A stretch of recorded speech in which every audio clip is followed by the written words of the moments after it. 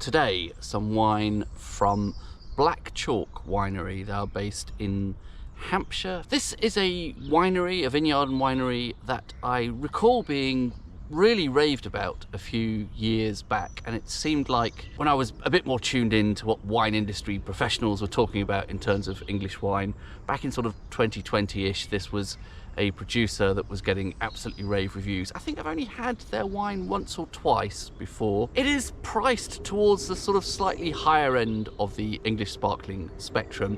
Even directly from the producer, the rosé retails at £43, so it's a bit of a step up price-wise from other English sparklings. Rosé is not often a style I tend to choose when it comes to English sparkling, but they only have these two on sale at the moment from Black Chalk, and it seemed ridiculous to just buy a single bottle and pay postage for it, so we'll do the white in a subsequent video.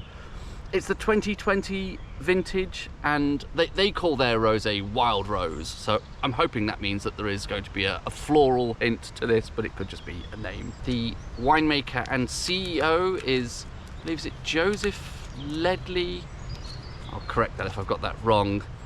Their assistant winemaker seems to get in the press quite a lot. I think was the first person to do an English wine apprenticeship. There was a new scheme for training English winemakers, and I think Zoe Driver was the assistant winemaker at Black Chalk. I think was one of the first people to ever take up that apprenticeship. So probably one to watch, I imagine. Someone who has started so young in the industry, probably great things ahead of her.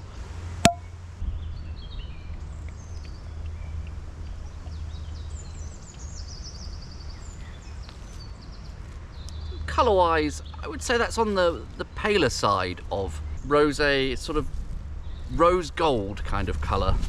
I had to pause filming for a bit there to put up a tarp because I felt a few spots of rain and then it stopped, so perhaps that was unnecessary. On the nose of this wild rose, red berry fruit, not abundantly so, strawberries, raspberries, that sort of fruit character. I am getting a tiny bit of that struck match note, and I remember this being a fashionable thing at the time. This wine was being much lauded back in 2020, 2021. All the wine industry types seem to be raving about it, but it's relatively subtle, so perhaps that's not going to get in the way too much.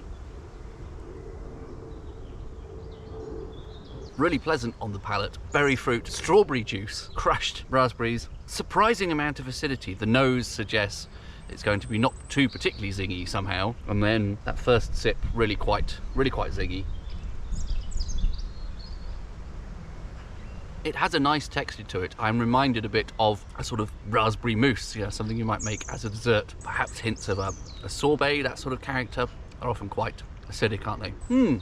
It's nice, minerality, precision. This is quite Hampshire in style. There is something about those soils in a lot of parts of Hampshire that seems to produce this particular kind of chalky minerality, precision. Definitely seeing that here. I think they've handled the balance here really well as well. The palate in particular has this quite pronounced fruitiness to it, and yet it's actually really quite dry. The very little sense of sugar here, but that zing is certainly not overwhelming. It's really quite mouth-watering and quite moreish. I mean, I feel like I use a lot of these same words for other English sparkling wines, but there is something quite sophisticated and poised about this. It's delicate in a sense, but it's also quite interesting and nuanced.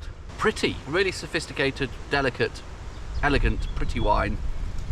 I'm not really noticing those struck match notes anymore. That was just a brief. Maybe it's still there if I really look for it, but it's not ruining the rest of the wine. Would maybe like a little bit more pronounced fruit character on the nose, but that aside, the mouthfeel, palate, all very good. And I'm pretty happy with that. Cheers.